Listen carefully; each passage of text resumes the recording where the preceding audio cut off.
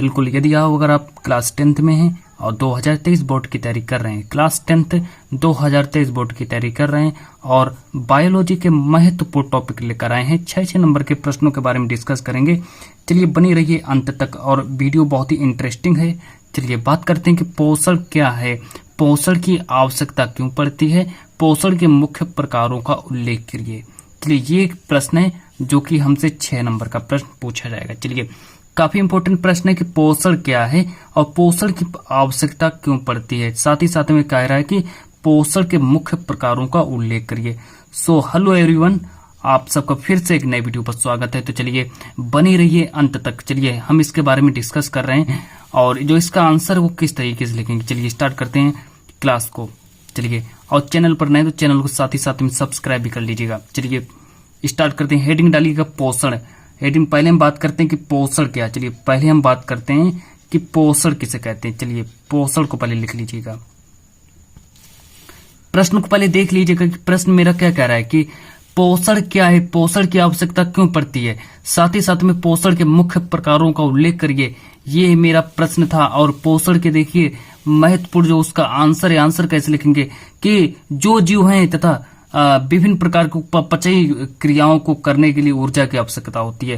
कहने का मतलब है कि सभी जीवों को मतलब कि जीवित रहने तथा शरीर में होने वाली विभिन्न उपचयी क्रियाओं को करने के लिए ऊर्जा की आवश्यकता होती है। ऊर्जा की आवश्यकता होती है सभी कोई ऐसा हर जीव में क्या होता है कि उनको शरीर में होने वाली विभिन्न उपचयी क्रियाओं करने के लिए किसकी आवश्यकता होती है, ऊर्जा की आवश्यकता होती है। और साथ ही साथ में यह जो ऊर्जा हमें कहाँ से प्राप्त होती है स्टूडेंट्स। चलिए याद रखेंगे यह ऊर्जा भोजन से प्राप्त होती है। जब तक हम खाना नहीं खाएंगे तब तक हमको ऊर्जा नहीं प्राप्त होगी। तो चलिए यह जो ऊर्जा है, यह ऊर्जा हमें कहाँ से प्राप्त होती है, तो यह ऊर्जा हमें भोजन से प्राप्त होती है। चलिए और आगे देखेंगे कि विभिन्न प्रकार के जीव भोजन लेने के लिए विभिन्न विधियां अपनाते हैं। चलिए विभिन्न विधियां अपनाते हैं और वो भोजन पाने के लिए, और वो बिल्कुल विभिन्न प्रकार की विधियां अपना लेते हैं, तभी उनको भोजन मिलता है और वरना उनको भोजन नहीं मिल पाता। तो चलिए पोषण के बारे में हमने यहाँ पर डिस्कस किया। चलिए स्टूडेंट्स साथ ही साथ में लिखते भी जाइएगा। और यहाँ पर हमने पोषण के बारे में डिस्कस किया। चलिए और देखिए यही ऊर्जा, चलिए बात करते हैं, यही ऊर्जा भोजन से प्राप्त होती है। चलिए जितनी भी ऊर्जा है और सारी की सारी ऊर्जा हमको कहाँ से प्राप्त हो रही है, और सारी की सारी ऊर्जा हमको भोजन से प्राप्त हो रही है। और आगे बात कर लेते हैं। चलिए अब और आगे देख लेते हैं पोषण की पूरी परिभाषा देख लीजिएगा। चलिए अब देख लिया कि भोजन ग्रहण करने से लेकर पाचन, अवशोषण, कोशिकाओं तक पहुंचाने, कोशिका में उसके ऊर्जा उत्पादन में प्रयोग करने तथा भविष्य के लिए उसे शरीर में संग्रहित करने तथा तक की सभी क्रियाएं पोषण कहलाती हैं। उसको शरीर में संग्रहित करने की क्रिया क्या कहलाती है, पोषण कहलाती है। तो इस हिसाब से ये जो आपकी परिभाषा है पोषण की परिभाषा बन गई। क्योंकि स्टूडेंट्स ये जो क्लास है लॉन्ग टाइम में जाएगी, क्लास लॉन्ग टाइम में जाएगी और बिल्कुल अंत तक बनी रही है। अब प्रश्न देखिए मुझसे क्या पूछा गया है, प्रश्न देख लेते हैं। चलिए अब आगे कह रहा है कि पोषण की आवश्यकता क्यों पड़ती है। चलिए पोषण की आवश्यकता क्यों पड़ती है इसके बारे में डिस्कस कर चुके हैं। अब तो कह रहे हैं कि पोषण के मुख्य प्रकारों का उल्लेख करो। चलिए पोषण के मुख्य प्रकारों का उल्लेख करना है मुझे। अब पोषण के मुख्य प्रकारों का उल्लेख भी कर लेते हैं स्टूडेंट्स। चलिए पोषण के मुख्य प्रकार देख लीजिए, या भी विधियां भी कह सकते हैं। साथ ही साथ में पोषण की विधियां देख लीजिए क्या क्या है। चलिए पोषण की विधियां देख लीजिए क्या है। पोषण 2 प्रकार का होता है। चलिए पोषण जो है मेरा 2 प्रकार का होता है और बेसिकली मैं इसमें 3 प्रकार पढ़ूंगा। चलिए स्वपोषण हमें लिखना है, बाद में फिर हम परपोषण के बारे में बात करेंगे। इसको हम परपोषी भी कह सकते हैं। चलिए स्वपोषण क्या होता है, पहले हम स्वपोषण के बारे में बात करेंगे। चलिए पहले हम स्वपोषण के बारे में बात करेंगे कि मेरा स्वपोषण क्या होता है। चलिए जो जीव अपना भोजन स्वयं अपने शरीर में अकार्बनिक पदार्थों द्वारा निर्मित करते हैं स्वपोषी कहलाते हैं। मतलब जो जीव अपने शरीर से ही भोजन को प्राप्त कर लेते हैं उनको हम स्वपोषी कहते हैं। चलिए इतना समझ में आया।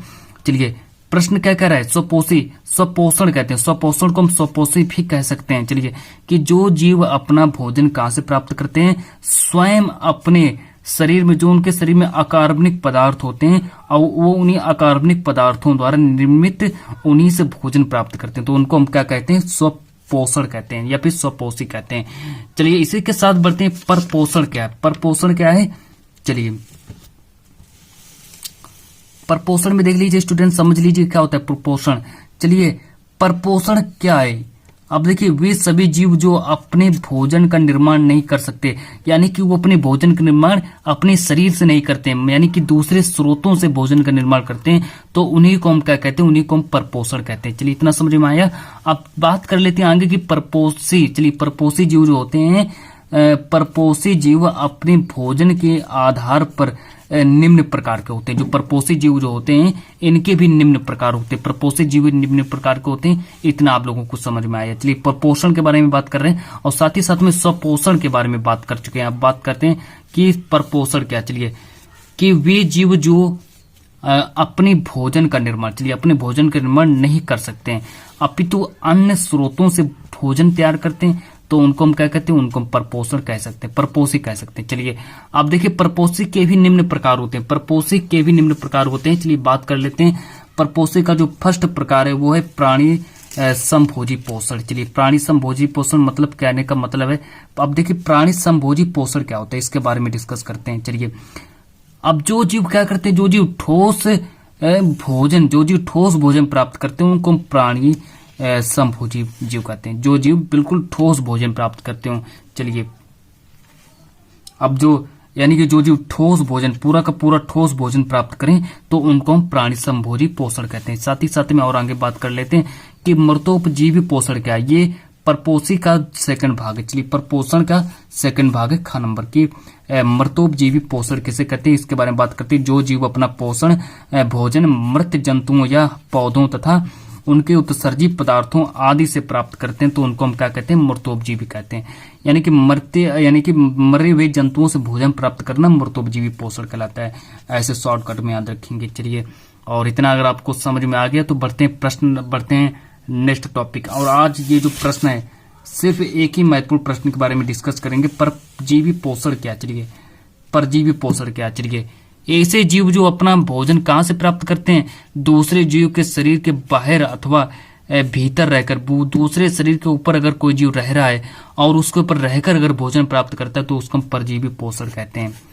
चलिए उसको क्या कहते हैं, ये किस रूप में, ये प्रत्यक्ष रूप से अथवा अवस्था में ही प्राप्त करते हैं। चलिए इतना अगर आपको समझ में आया है तो जल्दी से कमेंट में करके बताएं कि आज की क्लास कैसी लगी, जिसमें हमने महत्वपूर्ण प्रश्न के बारे में बात की। बिल्कुल महत्वपूर्ण प्रश्न आपको ये बोर्ड एग्जाम 2023 में जरूर 100% देखने को मिलेगा। तो मिलते हैं नेक्स्ट वीडियो में।